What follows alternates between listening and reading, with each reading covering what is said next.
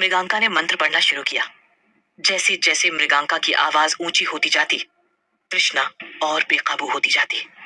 बस हवेली के मैदान में मदन, मृगांका, तृष्णा और तृष्णा के अंदर शोरगुल मचाती वो आत्माएं थी जो उसके शरीर में कैसे और कहां से आ गई, अभी बता पाना मुश्किल था। मृगांका अब मंत्र बोलते बोलते तृष्णा तक पहुंच रही थी, लेकिन तृष्णा उसको देख ऐसे हंस रही थी जैसे उसका मजाक उड़ा रही हो। उसको कह रही हो कि वो कुछ भी कर ले, उसको काबू में नहीं कर सकती।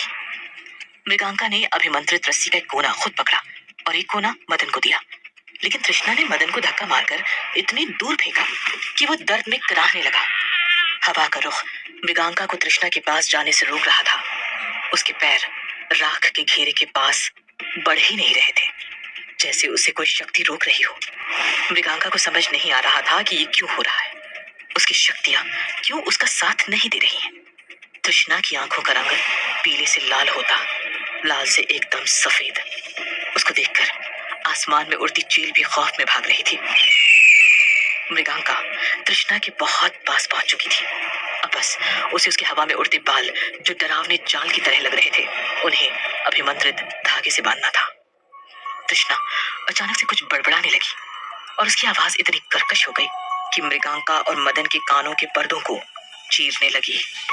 तृष्णा के अंदर की आत्माएं मृगांका के ध्यान को भंग करना चाहती थी, लेकिन उसको भी पता था कि उसने अगर ध्यान भंग किया तो उसकी अभी तक की सारी मेहनत खाक हो जाएगी, और एक बार सारी आत्माएं तृष्णा पर हावी हो गई तो वो हमेशा के लिए उसे खो देगी। मृगांका ने तृष्णा की आंखों में देखा, कोड़ी की तरह अभिमंत्रित रस्सी को हाथ से कसकर पकड़ा और राख की रेखा के अंदर पैर रखते ही तृष्णा को उस रस्सी से इतना तेज मारा कि उसके गले में वो रस्सी फंदे की तरह फंस गई।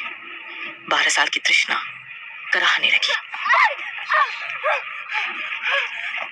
मृगांका की आंखें भीग आई और उसने दर्द में कहा, मेरे पास और कोई चारा नहीं है, तेरा गला मुझे बांधना पड़ेगा ताकि वो आवाजें बाहर ना पाए।